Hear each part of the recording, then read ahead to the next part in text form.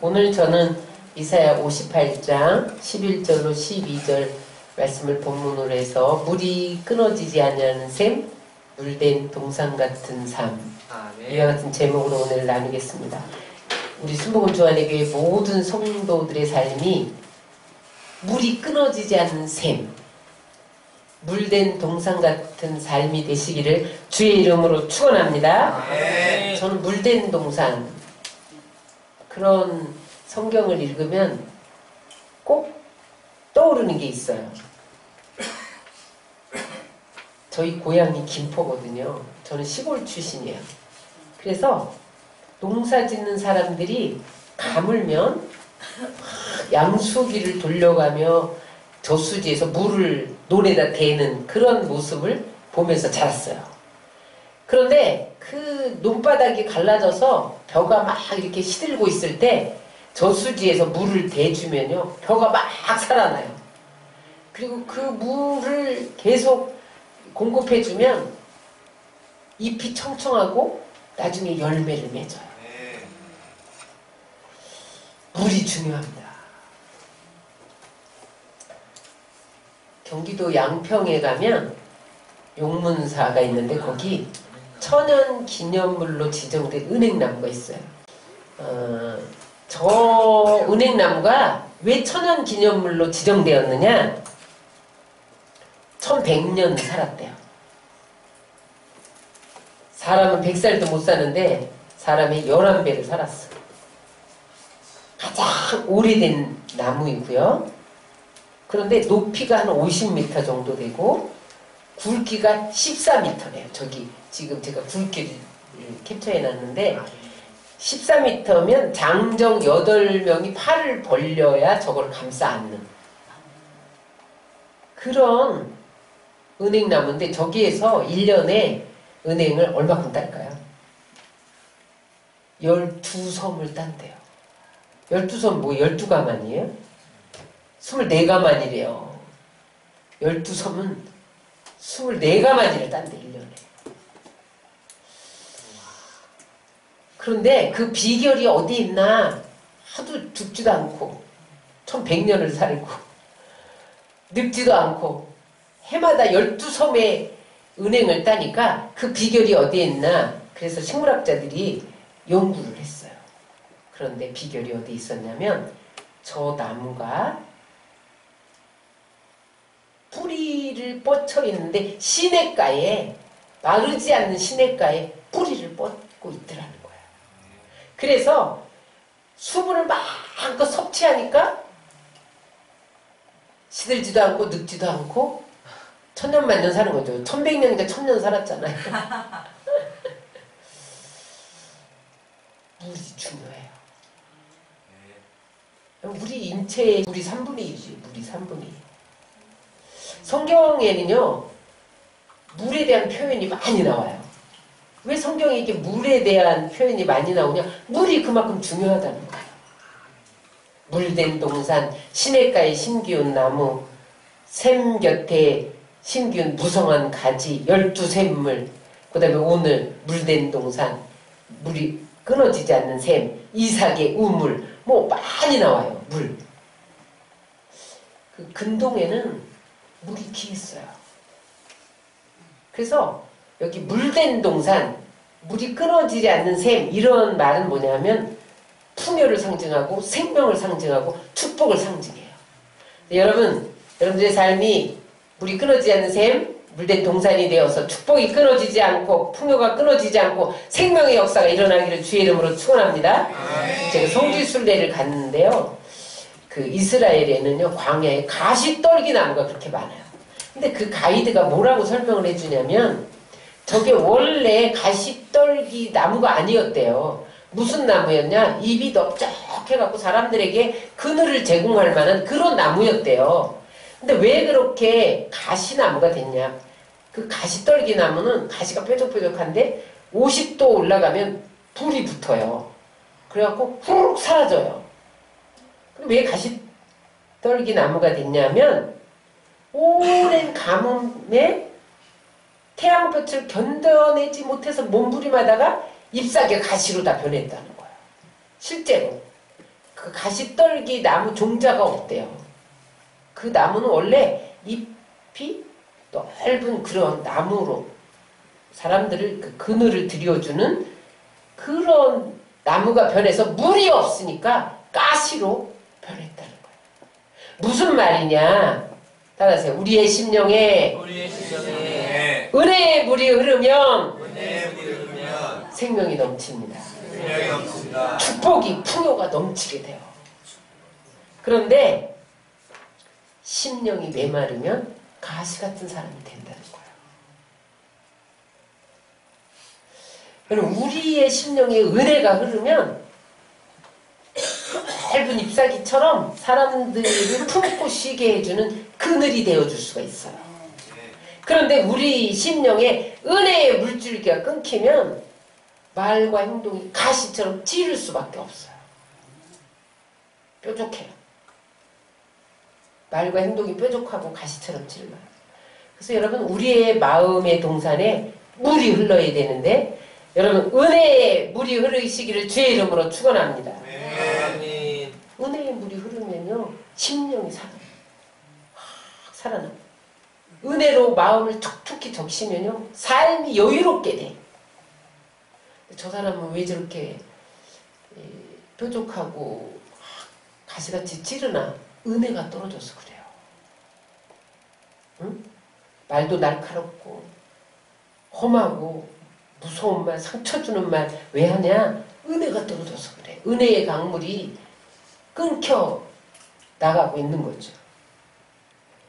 그런데 다시 은혜의 자리에 나와서 엎어지면 하나님 은혜를 줘요. 그러면 그 날카로운 말이 치유의 말로, 사랑의 말로, 격려의 말로 그렇게 바뀌는 것을 믿으시기 바랍니다.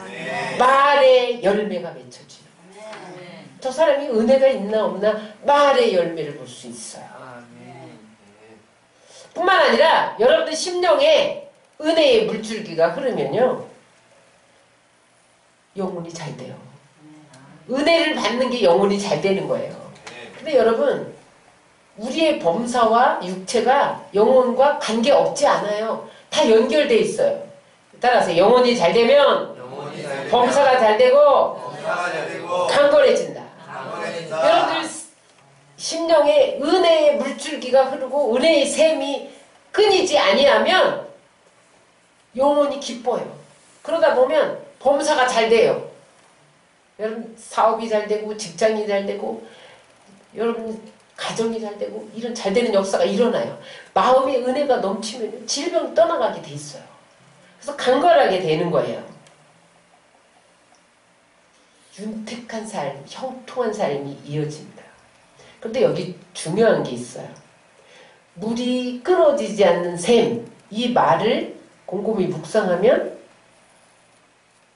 물이 끊어질 때가 있다는 거예요. 일이 막 잘 되다가 끊길 수가 있다는 거예요. 도중에.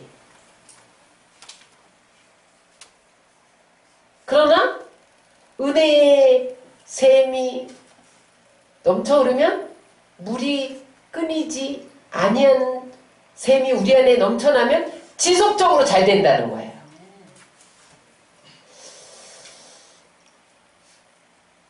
중요합니다. 이게 잘 됐는데 왜 도중에 안 되지? 그러면 내가 내 안에 내 심령에 은혜의 물줄기가 흐르고 있나를 점검해야 돼요. 그래서 빨리 더 도중에 끊기기 전에 은혜를 공급받아야 돼요. 따라서 지속적으로 잘 되려면 지속적으로 은혜를 받아야 된다. 그래서 우리 안에 은혜의 샘이 끊기지 않아야 돼요. 그런 역사가 여러분들 가운데 일어나시기를 주의 이름으로 축원합니다. 아멘. 오늘 본문을 보면 본문의 배경은 이래요. 이스라엘 백성들이 은혜의 물줄기가 끊어지니까 바벨론 포로로 끌려가요. 중요합니다. 이 나라의 민족의 은혜의 샘이 끊어지면 우리나라가 공산주의가 될 수도 있어요. 바벨론 포로로 끌려갔다니까요.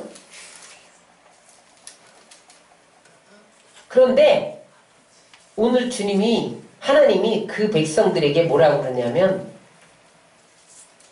나 너희들과 바른 관계 좀 맺기를 원해. 다시 은혜를 회복하자.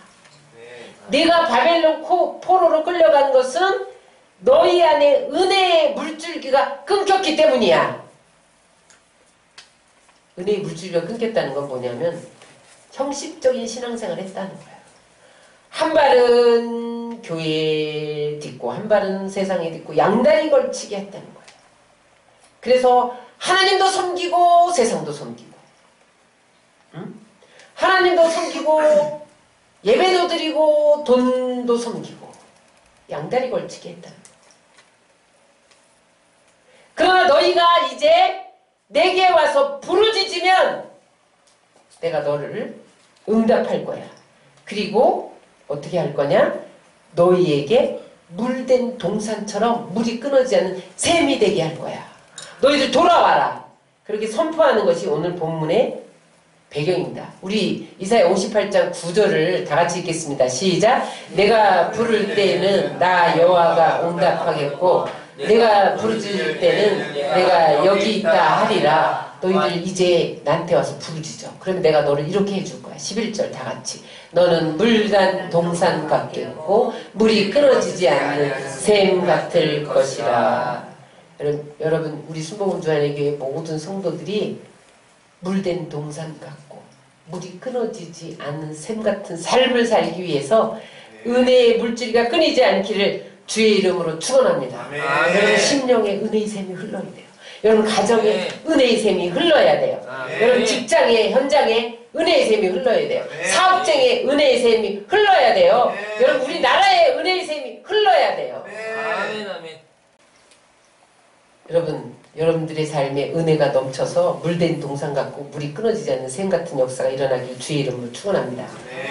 성경에 물된 동산 같고 물이 끊이지 않는 샘 같은 삶을 산 사람이 있어요. 누굴까요? 요셉입니다. 요셉. 구약 성경에서 가장 풍성한 삶을 살았던 사람 누구냐? 그러면 요셉이에요.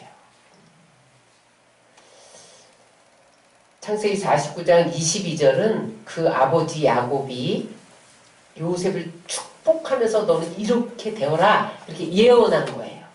다 같이 읽겠습니다. 시작. 요셉은 무성한 가지 곧 샘 곁에 무성한 가지라. 그 가지가 담을 넘었도다.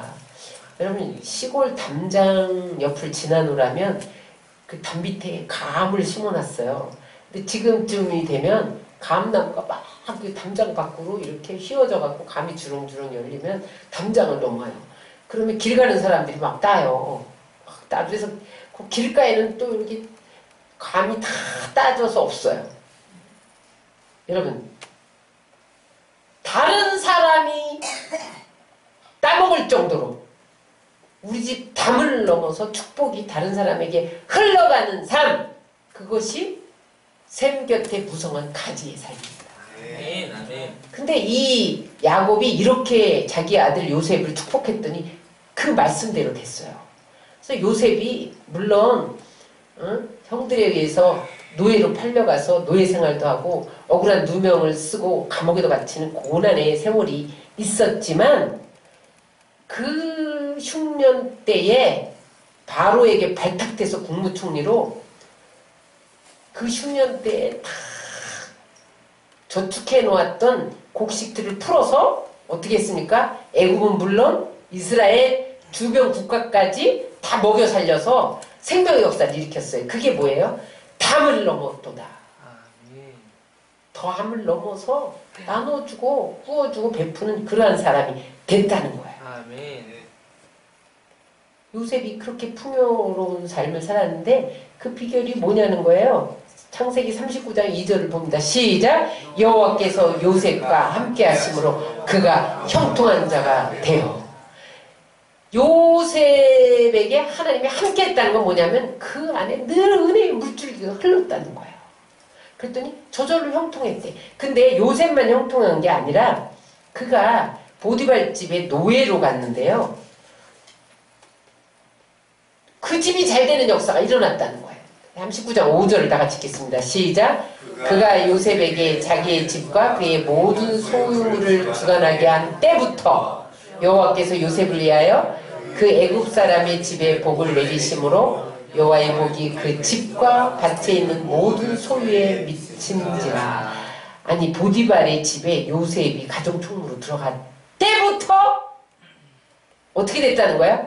그 집과 밭이 모든 소유가 어떻게 됐다는 거야? 복이 임했다는 거야. 아멘. 다시 말하면 요셉이 손대는 것마다 다 잘 됐다는 거야. 따라하세요. 은혜의 샘이 우리 안에 흐르면 손대는 것마다 잘 된다. 손대는 것마다 잘 된다. 주인 아멘. 보디발이 그를 보고 뭐라 그랬냐면 여호와께서 너와 함께 계시도다. 아멘. 보디발이 가만히 보니까 아니 우리 집이 이렇게 잘 된 때가 없었는데 요셉이 들어오니까 뭐 밭에 소출이 막 갑절로나 막 우양의 새끼가 번식해 막 소유가 잘 되는 거예요. 그러니까 보디발이 여호와께서 요셉과 함께 계심을 보았더라고 성경이 기록하고 있어요. 여러분 안에 은혜의 샘이 넘쳐 흐르면 다른 사람이 볼 때 야, 저 사람 진짜 하나님 함께하는 사람이네. 그렇게 눈으로 볼 수 있게 하나님이 모든 소유에 집과 밭에 복을 주신다는 거예요. 여러분들이 가는 곳마다 복을 받아서 불신자들이 여러분들의 가정을 보고 여러분들의 삶을 보고 하나님이 함께 계시는 가정이로다. 그런 사람이로다. 그렇게 일컬어지기를 주의 이름으로 축원합니다. 아멘. 두 번째, 물된 동산같이 물이 끊어지지 않는 샘과 같은 삶을 산 사람이 아브라함입니다. 아브라함은요, 창세기 21장 22절에 보니까 블레셋 왕이 군대 장관을 대동하고 와서 아브라함 개인에게 야, 너는 내가 가만히 지켜보니까 하나님이 너 함께 계시도다. 그렇게 일컬어질 정도로 복을 받았다는 거야. 응? 21장 22절 다 같이 읽겠습니다. 시작. 그때에 아비멜렉과 군대 장관 비골이 아브라함에게 말하여 이르되 내가 무슨 일을 하든지 하나님이 너와 함께 계시도다. 다시 말하면 야, 내가 너 눈여겨봤어. 근데 도대체 네가 무슨 일을 해도 잘 되는 것은 분명히 내 하나님이 함께 계시는 거야. 그래서 잘 되는 거야. 이렇게 블레셋 왕이 그렇게 말했다는 거야. 그래서 그 복된 삶, 번영하는 삶, 그 유력한 사람이 된 것이 하나님이 복을 부어주었기 때문이라는 것을 이방인 왕이 알고 글쎄 이 개인에게 왕이 화친을 맺자고 왔다는 거예요. 조약을 맺자고 왔다는 거예요. 상호 불가침 조약을 맺자. 그러면서 한 개인을 찾아왔다는 거예요. 여러분, 이러한 풍성한 삶을 사시기를 주의 이름으로 축원합니다. 요셉과 같은 사람 되시기 바랍니다. 아브라함 같은 사람 되시기 바랍니다. 그러면 물이 끊어지지 않고 물된 동산 같은 삶을 살려면 어떻게 살아야 되느냐, 이게 중요해요. 따라하세요. 풍성한 샘의 근원이신 하나님께 뿌리를 내려야 된다. 저게 모소 대나무예요. 모소 대나무. 이쪽은 포도고요. 이쪽은 모소 대나무예요. 대나무 굵기가 다른 대나무 같지 않죠? 이 모소 대나무는 중국에 많고요. 극동아시아 쪽에서 자라나는 모소 대나무인데 땅에 심겨진 지 5년 동안 순을 안 내요. 저기 죽었나? 그럴 정도로 순이 안 나오는데 5년 동안. 그런데 5년이 지나면 죽순이 돋아나기 시작을 한다는 거예요. 그런데 일단 죽순이 돋아나기 시작하면 하루에 한 자루 넘게 자란대. 하룻밤처럼 쑥 자란대. 그래서 6주가 되면 15m가 된대요. 여러분 이게 가름이 안 돼요. 여러분들의 키의 몇 배야? 1m 7, 80이라고 따져도 2m라고 따져 10배, 거의 10배예요. 15m면. 6주 동안에 확 자란다는 거예요. 그래서 삽시간에 그 대나무밭이 숲을 이루게 된대요. 비결이 뭐냐? 5년 동안 싹을 안 내고 뿌리만 키워. 뿌리만. 뿌리를 땅속으로 저 멀리까지 뿌리를 뻗어요. 그래서 물가 쪽으로 거기서 양분, 수분 다 아무리 5년 동안 뿌리를 6주면 확 자라는데 5년 동안 뿌리를 내려면 어디까지 갔겠어요? 어디까지 간지 몰라. 그러니까 모든 양분을 다 찾아서 흡수를 하는 거야. 모든 수분을 다 찾아서 흡수를 하는 거야. 물이 중요합니다. 뿌리가 중요해요. 그래서 예레미야 17장 8절에 보면 다 같이 읽겠습니다. 그는 물가에 심어진 나무가 그 뿌리를 강변에 뻗치고 더위가 올지라도 두려워하지 아니하며 그 잎이 청청하며 가뭄에도 걱정이 없고 결실이 그치지 아니하는 같으리라. 아멘. 여기서 강변은 하나님을 말합니다. 하나님께 뿌리를 내리고 성령의 생수를 흡수하기만 하면 우리의 삶이 어떻게 된다는 거예요? 더위가 와도 두려워할 필요가 없다는 거예요. 가물지 않는다는 거예요. 잎이 청청하다는 거예요. 열매가 그치지 않는다. 열매가 그치지 않는다. 이게 중요해요. 열매가 조금 열렸다가 또 안 열렸다가 잘 되는 것 같다가 도중에 또 그치고 그러는 게 아니라 그치지 아니함 같으리라. 따라하세요. 하나님은 전능하십니다. 하나님은 모든 복의 근원이십니다. 하나님은 부요와 부귀와 권력의 세상 주관자이십니다. 신령한 복을 부어주십니다. 중요한 게 있어요. 끊어지지 않는 샘의 근원이 하나님이시라는 거예요. 그래서 여러분 우리는 샘 근원이신 하나님께 뿌리를 내려야 돼요. 그러면 여러분 경제가 곤두박질인데 2021년부터 22년에는 국가 세계 경제 공황이 온데 이런 것도 염려할 필요가 없다는 거예요. 하나님께 뿌리를 내리면 근원이 마르지 않는 샘 근원인 하나님이 샘을 공급해 주는데 가물어도 두려워할 필요가 없다는 거예요. 열매가 그치지 않게 될 줄 믿습니다. 아멘. 예수님이 이 땅에 오신 목적이 우리에게 풍성한 생명을 주기 위함이에요. 예수님은 요만큼 주고 줬다 뺏고 이러는 분이 아니에요. 생명을 어떻게 해요? 풍성하게 얻게 하려는 것이다. 생명을 풍성하게 얻으러 오셨다는 거예요. 정말 그래요. 여러분 가나의 혼인잔치에서 물이 변하여 포도주 된 사건을 보세요. 결례통 6항아리에 차고 넘치게 주셨잖아요. 오병이어를 보세요. 오병이어를 가지고 12방울 거두고 5,000명, 25,000명 먹이고. 여러분 하나님은 우리에게 풍성히 주시는 분이에요. 그런데 어떻게 해야 되느냐? 샘근원이신 하나님께 뿌리를 내린 다음에 하나님을 의지해야 돼요. 7절 시작. 무릇 여호와를 의지하며 여호와를 의뢰하는 그 사람은 복을 받을 것이라. 어떻게 의지하고 어떻게 의뢰하느냐? 골로새서 2장 6절입니다.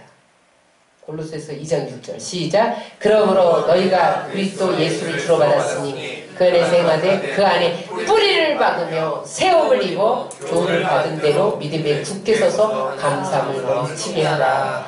여러분 우리가 하나님을 의지하는 법이 뭐예요? 말씀에 뿌리를 박는 거예요.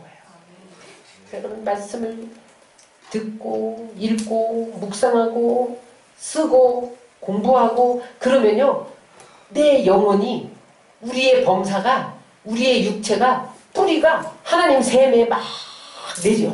그래서 가물어도 좀 바이러스가 돌아도 나와 상관이 없게 돼.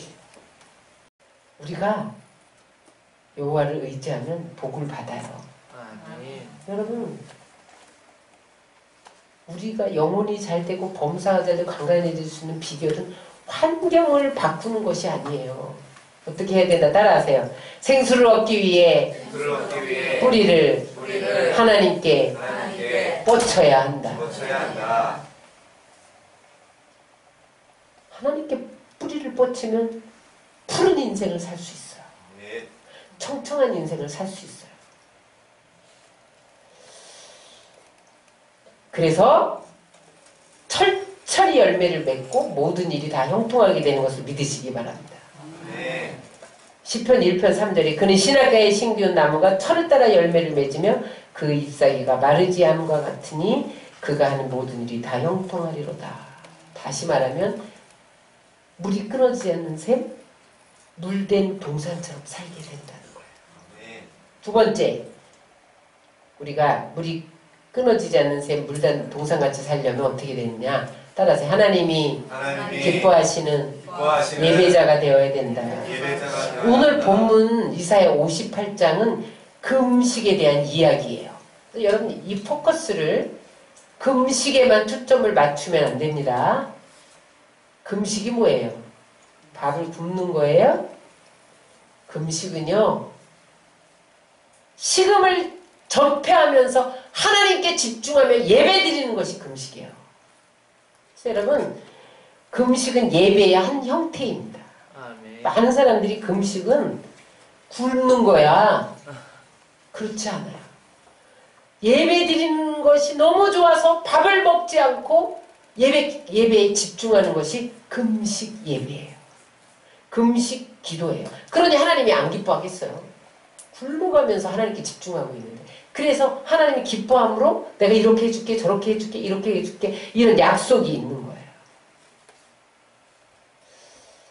이 이사야 58장 금식에 대한 이야기는 금식 자체가 귀한 거야! 그렇게 말하지 않습니다. 그것보다 더 중요한 건 금식하는 사람의 태도가 중요하다는 거예요. 아멘. 그 예배자의 태도가 축복을 결정한다는 거예요. 여러분, 예배에 성공하면 인생에 성공합니다. 아멘. 그런데 예배의 성공의 승패가 오늘 지금 여기 이 순간에서 예배드리는 순간에 있지 않다는 거야. 예배의 성패는 어디에 있느냐? 여기서 찬송하고 기도하고 얼마나 기도를 많이 하고 찬송하는가, 거기에 초점이 있지만 그보다 더 중요한 것은 예배 오기 전에 어떠한 삶을 살았나는 거예요.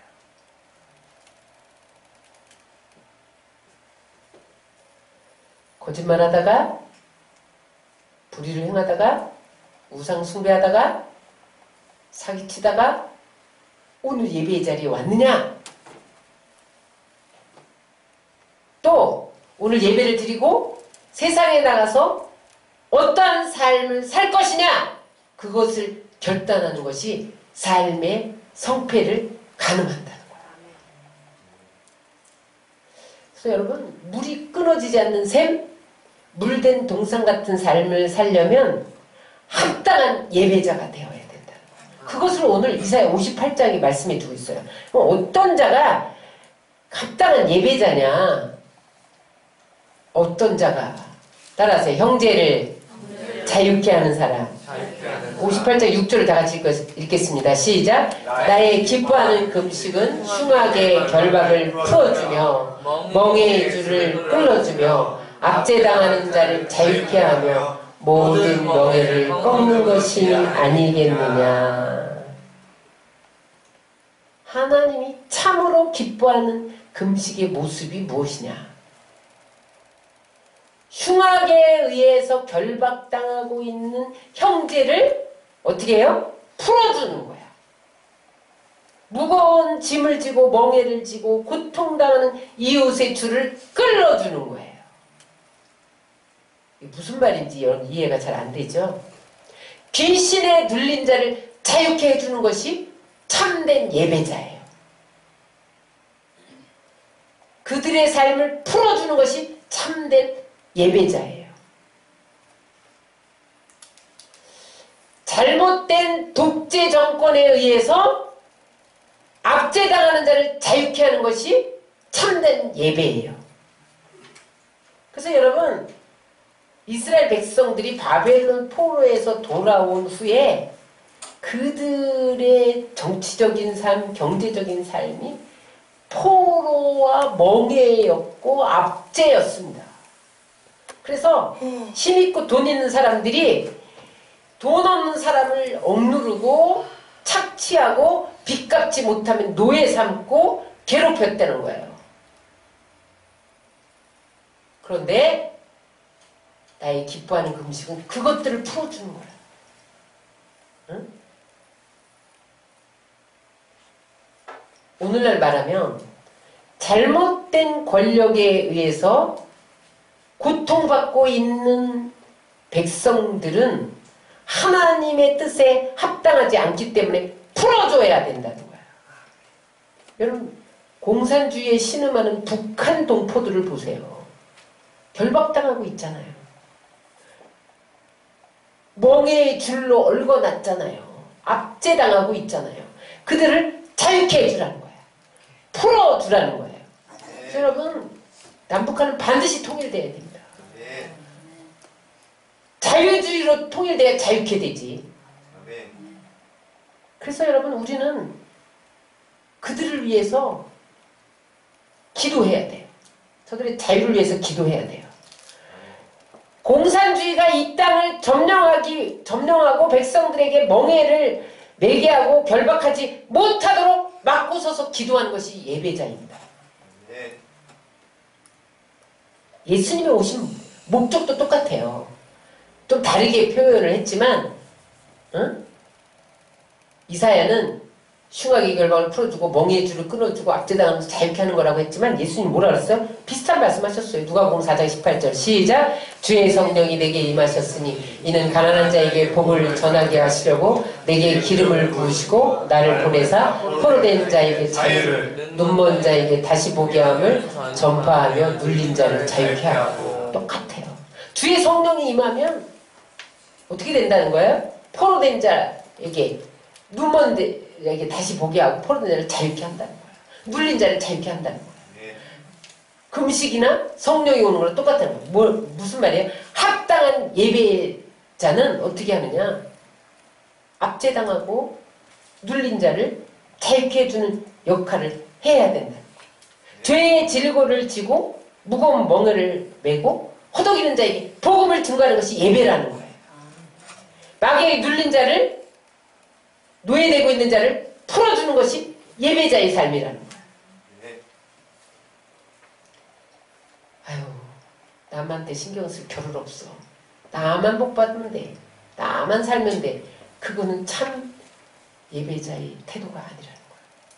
그래서 여러분, 참 예배자, 합당한 예배자의 삶을 살면 하나님이 우리의 삶을 물된 동산처럼 물이 끊이지 않는 샘처럼 해줄 텐데 그것은 어떻게 하는 거라 그랬어요? 형제를 자유케 하는 사람이에요. 두 번째 합당한 예배자의 모습은 따라하세요. 형제에게 자비를 베푸는 것이다.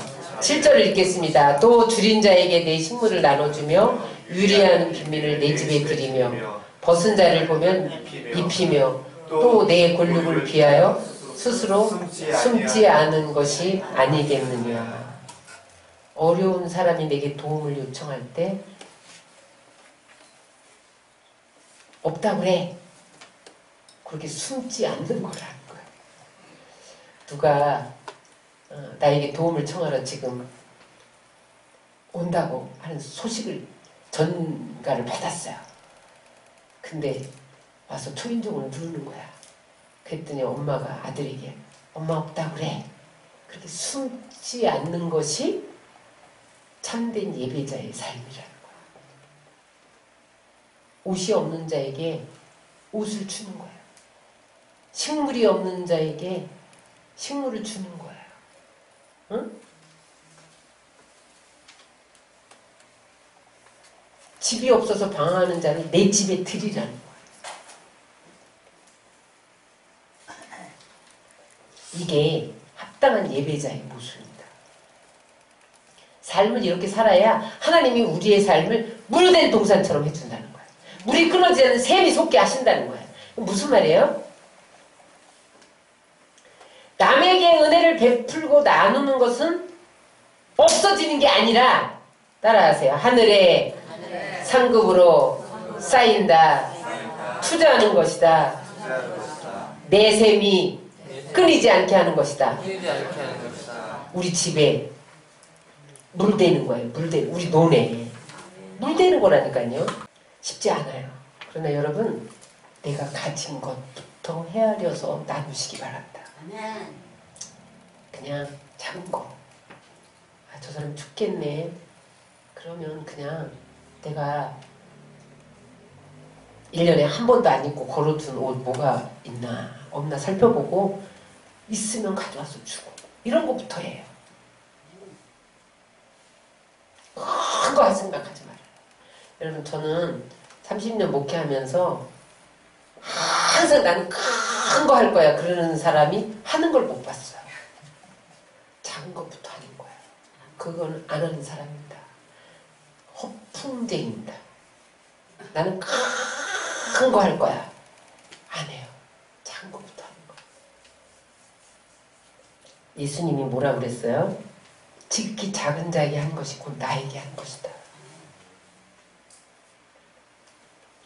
세 번째, 합당한 예배자는 허망한 말을 제하여 버리는 사람입니다.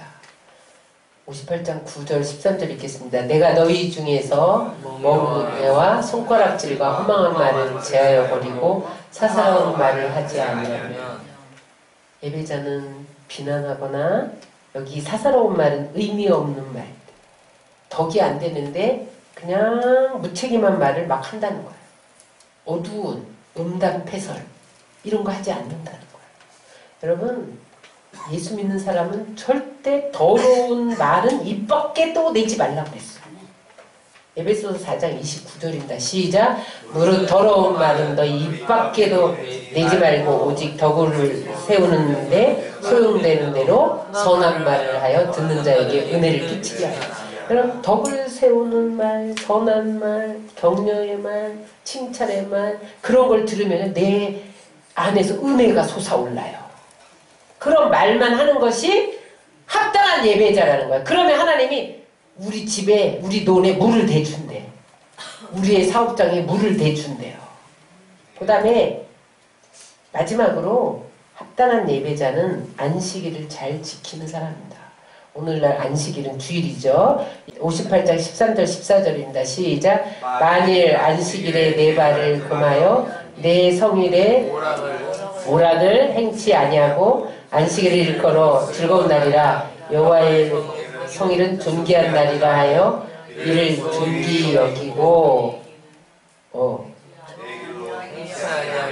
내 길로 행치 아니하며 내 오락을 굳이 아니하며 사사로운 말을 하지 아니하면 내가 여호와의 안에서 즐거움을 얻을 것이라. 내가 너를 땅의 높은 곳에 올리고 내 조상 야곱의 업으로 기르리라. 여호와의 입의 말이니라. 무슨 말이냐면 만일 안식일에 내 발을 금하여 이런 것은 뭐냐면 주일날 주님의 성전을 떠나서 멀리 가지 말라는 뜻이에요. 그 다음에 내 길로 행하지 아니하며 이건 무슨 말이냐면 주일에 네가 가고 싶은 대로 가는 발을 금하라 이거예요. 주일인데 내가 가고 싶은 곳이 있어. 등산 좀 가고 싶어. 여행 좀 가고 싶어. 그것을 금하라는 거예요. 다시 말하면 성전을 떠나 개인적인 일을 금하라는 거예요. 이게 안식일을 잘 거룩히 지키는 사람이야. 그 다음에 내 오락을 굳이 아니하면 오락이라는 게 게임을 말하는 게 아니에요. 세상이 내게 주는 기쁨. 주일날 세상이 내게 주는 기쁨을 찾아가지 말라는 거예요.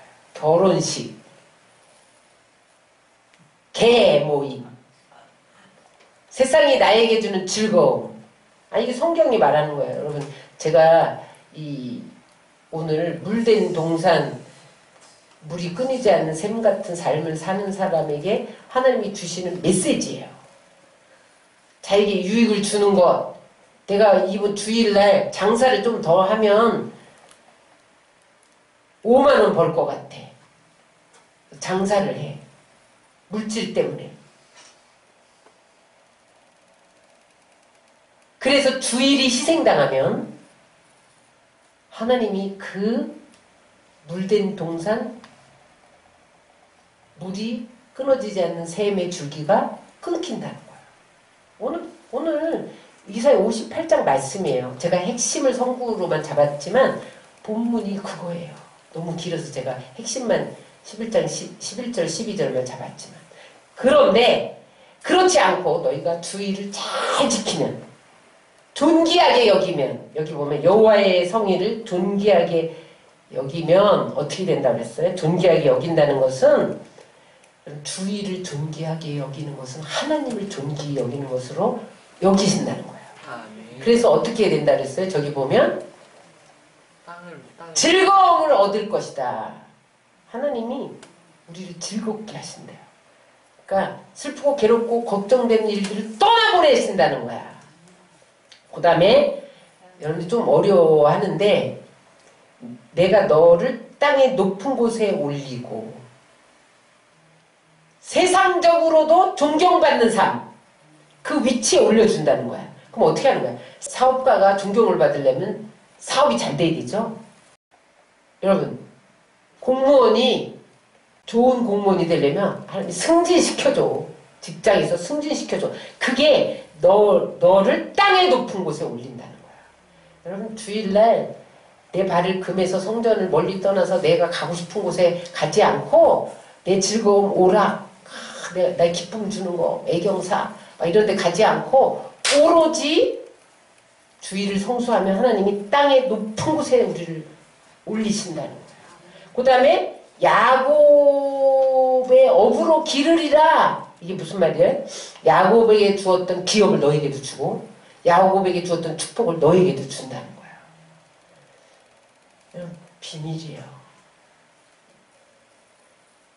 주일날 장례나 선교나 주일날 주일을 성수하기 위해서 행해지는 일 위에는 다른 것에 발을 금하라는 거예요. 교구버스 운전 이런 걸 해야죠. 성도들을 동원해야 되니까. 그래서 영적인 즐거움을 넘치게 받으시고, 여러분 모든 사람이 존경하는 위치에 높여지고 야곱이 받았던 그런 축복을 누리는 삶을 사시기를 주의 이름으로 축원합니다. 결론으로 말씀을 정리합니다.